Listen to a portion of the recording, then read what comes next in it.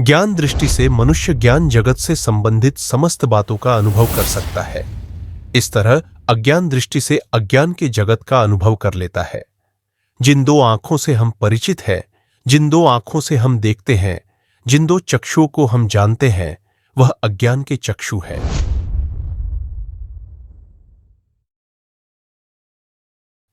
आज्ञा की स्थिति में यह दो आंखें काम करती हैं और ज्ञान की दृष्टि बंद रहती है। जब ज्ञान दृष्टि खुल जाती है तब आज्ञा दृष्टि बंद हो जाती है। जिस तरह आज्ञा दृष्टि बाहर की ओर काम करती है, उसी प्रकार ज्ञान दृष्टि भीतर की ओर काम करती है। दोनों में क्रिया एक ही तरह है। ज्ञान और विज्ञान परिचित आंखों और अदृश्य आंखों का एक भाग भी है, एक संस्थिति भी है जहां दोनों नहीं होते हैं। इन दोनों से अलग तीसरी आंख है जिसे त्रिनेत्र भी कहा जाता है। त्रिनेत्र को दिव्य दृष्टि कह सकते हैं, जो ज्ञान में दृष्टि है, अज्ञान में दृष्टि का। जिस तरह से उत्तराधिकारी मनुष्य है, उसी प्रकार से इस तीसरी आंख का भी अधिकारी मनुष्य होता है। त्रिनेत्र शक्ति का स्थान है। ध्यान साधना से त्रिनेत्र के खुल जाने से अंधकार हमेशा के लिए खत्म हो जाता है। दृश्य जगत से अदृश्य जगत के दिशा के लिए और सूक्ष्म जगत की सूक्ष्म गतिविधियों में रहने के लिए त्रिनेत्र का विशेष महत्व है। दिव्य भाव में, आत्मा में होने और भागवत अनुग्रह के लिए आंतरिक ज्ञान में शक्ति आवश्यक है, जो त्रिनेत्र पर ध्यान केंद्रित होने पर ही संभव है। त्रिनेत्र पर ध्यान केंद्रित होने पर परम सत्ता के साथ साक्षात्कार होता है। इस पूर्णता को प्राप्त कर लेने पर तीसरी आंखें खोल लेने के बाद ज्ञान शक्ति मनुष्य के अधिकार में होती है।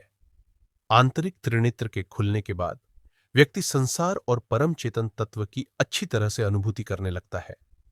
कहने का आशय यह है कि आंतरिक नेत्र यानी त्रिनेत्र के खुलने के बाद अंधकार स्वतः खत्म हो जाता है। जैसे कि सूर्योदय के बाद अंधकार अपने आप ही खत्म हो जाता है। परंतु इस त्रिनेत्र को खोलना उतना भी आसान नहीं है। इसके लिए आत्मिक शक्ति को जागृत करना होता है। जिस प्रकार सूर्य समस्त अंधकार को चीरते हुए क्षितिज पर दस्तक देता है, इस तरह हमें भी अपने आंतरिक अंधकार पर वैसे ही विजय प्राप्त करनी होती है। आज हम आप लोगों को महाकाली दिव्या दृष्टि साधना प्रयोग के विषय में जानकारी देंगे। इस साधना को निमाई व विधिपूर्वक करने के बाद साधक का दिव्य दृष्टि जागृत होने लगता है। लेकिन साधना विधि को जानने से पहले हम आपको दिव्या दृष्टि के लाभ और जागृत होने के लक्षण को बताएंगे। मित्रों, यह तीसरा नेत्र या आज्ञा चक्र क्या है, इसे बहुत कम लोग जानते हैं। दरअसल तीसरा नेत्र चक्र आपके माथे के केंद्र में बड़ों के बीच स्थित होता है। ऐसा कहा जाता है कि यह मस्तिष्क की पीनियल ग्रंथि से जुड़ा होता है, जो आपके मस्तिष्क के केंद्र में एक पाइनकोन आकर की ग्रंथि होती है। पीनियल ग्रंथि के अंदर की कोशिकाएं आपकी आंखों की तरह ही कोशिकाओं से बनी होती हैं और मस्तिष्क के दृश्य प्रांत स्थान से जुड़ी होती है। मूलतः पीनियल ग्रंथि उसी पदार्थ से बनी होती है जिसे देखने के लिए हमारी आंखें उपयोग करती है। सीधी भाषा में कहे तो जिस चीज से आंखें बनी हुई है, इस पद्धति से पीनियल ग्रंथि भी बनी होती है। यही कारण है कि यह आपके अंतर्गत मानसिक चेतना, कल्पना, जागरूकता और समझ से जुड़ा हुआ है।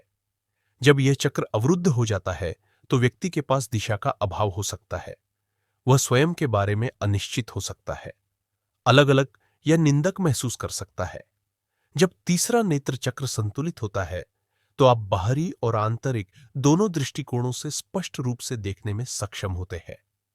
जब व्यक्ति का तीसरा नेत्र जागृत होता है तो ऐसी स्थिति में व्यक्ति को भाइयों के बीच में एक स्वस्थ अनुभूति या दबाव का अनुभव होने लगता है।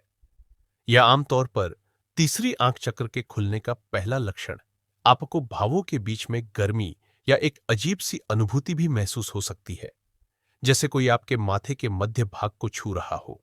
जब आप ध्यान करते हैं या अपनी आंखें बंद करते हैं तो आप इस स्थान को हल्के से संबंधित महसूस कर सकते हैं।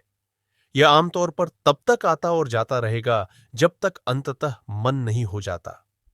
तीसरा नेत्र जागृत होने लक्षण यह भी है कि बार बार तनावग्रस्त सरदर्द होना, अचानक आपको बार बार सरदर्द होने लगा है।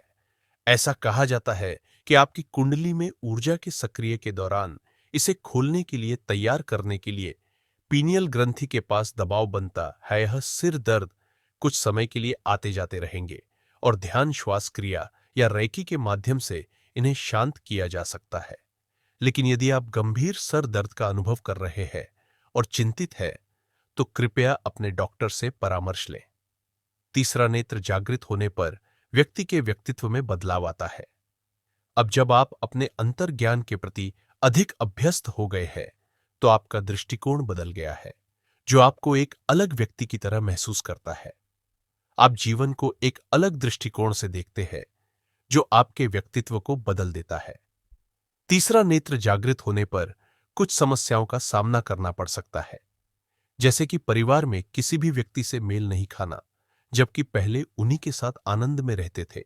ऐसा इसलिए होता है क्योंकि उसे जागृत शक्ति के साथ मेलजोल बनाने में कुछ समय लगता है। तीसरा नेत्र जागृत होते ही व्यक्ति भौतिक दुनिया से अलग होने लगता है। यह सारा संसार, नाता, रिश्ता, भाई बहन, माता पिता, पत्नी आदि संबंध सभी माया प्रतीत होते हैं। लेकिन फिर भी व्यक्ति को अपने कर्तव्य का पालन करते हुए जीवन जीने की तरीका अपनाने में कुछ समस्याओं का सामना करना पड़ सकता है। आइए जानते हैं कि तीसरा नेत्र जागृत होने पर क्या-क्या लाभ मिलता है। तीसरा नेत्र जागृत होने पर व्यक्ति अदृश्य शक्ति को देख सकता है, अगर वह मंत्र को सही से सिद्ध कर ले। दिव्या दृष्टि प्राप्त होने पर व्यक्ति के जीवन में आए दुख परेशानी भी उसे व्यक्ति को आहत नहीं पहुंचा सकती है। दिव्या दृष्टि जागृत होने पर साधक को भविष्य की घटना का आभास होने लगता है। जिस व्यक्ति का दिव्य दृष्टि जागृत होता है, उसे व्यक्ति को किसी भी प्रकार की बुरी शक्तियां छू भी नहीं सकती है।